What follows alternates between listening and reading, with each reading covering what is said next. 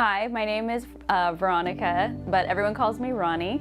I went to the mission in June of 2014. So today is actually my 11 years sober. So I got sober 11 years ago at the mission here in Yuma, Arizona. So funny story, me and my husband actually met at the mission. We were in the drug and alcohol program together. I don't recommend, finding love in rehab, but we actually didn't date there. We became friends after we graduated, and then we started dating after. We are now married.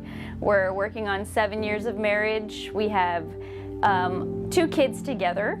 Remedy is 3 and Keen is 7. Kemper is 15 from a previous relationship, but him and Bo have a really, really great relationship together. So before I went into the mission, I was addicted to alcohol. I had a really bad alcohol problem. I mean, I started drinking at 13 and I went to the mission at 28, so it was nonstop from 13 to 28. I did do drugs also, and so pretty much any and everything I could get my hands on, anything to get me out of self. I was in a toxic relationship with my son's father, and we used and drank together. It was a struggle. Every day was a struggle. All I did was go to work so that I could get drunk or high.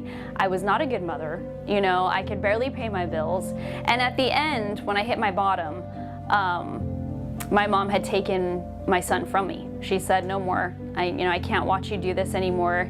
Because she had taken me to a detox in Phoenix, and I left after 2 days. I walked out and I said, I don't want to do this anymore. And so she took my son from me, and then it was just the worst downward spiral after that. So I lost everything. I lost my apartment. I was basically living in it, and I wasn't supposed to be. I was squatting in it. I wouldn't get out. And I had no son, no car, no job, no self-worth, no nothing. I was completely only living to drink and use drugs. And then that's when I hit my bottom, and my mom came and got me from Phoenix, took me back here to Yuma, and I walked into detox at the mission. The detox is extremely hard. It's something that I never want to forget though. I never want to forget the pain of what it is to be withdrawing from something that I've been so dependent on for so many years. And so I stayed 9 days in detox, and the first 3 days all I could eat was Tootsie Rolls and drink some water. I couldn't keep anything down. It's like you see in the movies, when people are detoxing. It's exactly what it's like. I was in there with 3 other girls, and after I started to come out of the fog, we were able to watch movies and talk and have a little bit of fun, but I was dead set on not going to the program. I was like, I'm leaving after detox. I'm out of here. I'm not doing this. And my mom said, if you don't complete the 4-month program, you won't get your son back. And so that's why I chose to stay. I did the 4-month drug and alcohol program, 120 days. You have to do the steps while you're there. And that was something that was really hard for me to do also. I dragged on my 4th step and all the steps, but I got through them.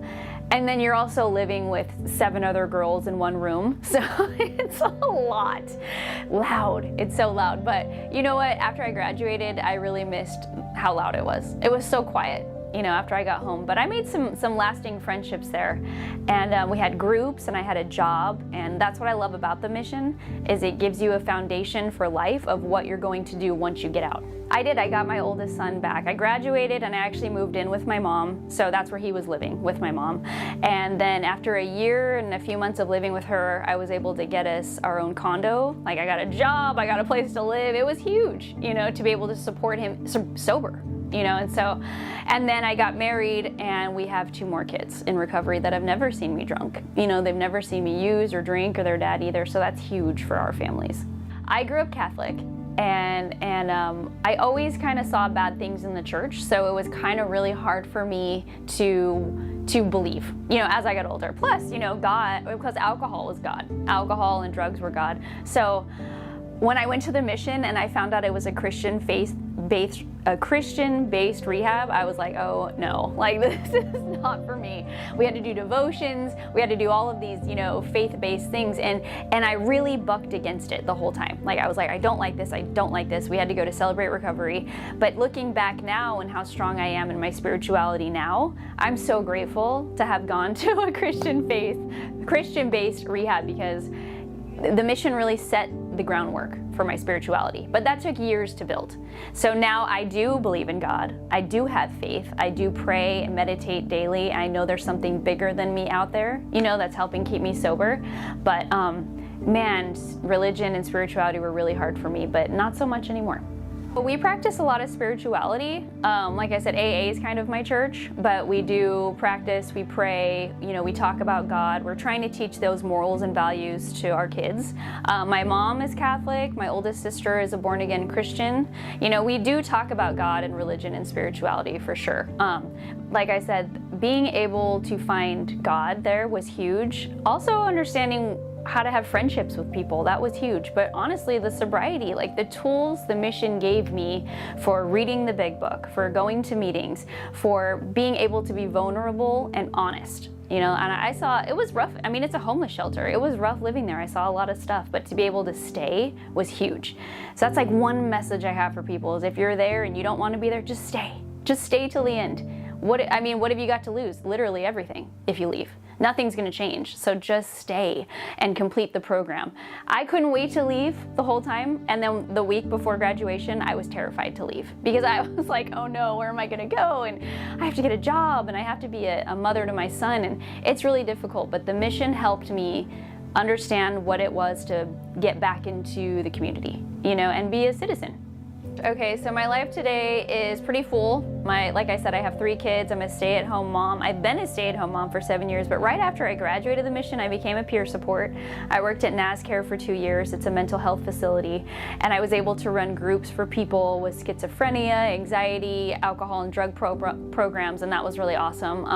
I do attend AA, and I have a sponsor, and I help people through the steps. I go to meetings all the time. Like I said, today I'm 11 years sober, and I actually just have a newfound career of being a relationship coach, and I write an advice column for the local newspaper. I think if you're struggling with drugs, alcohol, I think just go to detox. I mean, hopefully they have a bed open, but they are always willing to take people. There's, they're able to let you detox there. There's EMTs. You're not just gonna struggle, through it. They do offer you help, and it's the one place to go where it's actually like a safety nest. It is a safety zone. You get to be part of the community.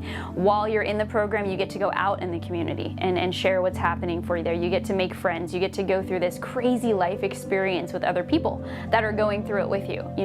I really love the groups they have to offer. You can sit down and actually talk about what's going on. All the counselors were awesome, and so I'm just saying, if you're struggling with drugs and alcohol, the Crossroads Mission literally saved my life. Like, it was the last house on the block for me. Like, I was like, I'm not going to a homeless shelter. I was literally homeless at the time, but I was like, I'm not going to a homeless shelter. And I'm so grateful that I did. They are kind, loving, nice, and they will take you in. They'll take anybody in. Mm-hmm.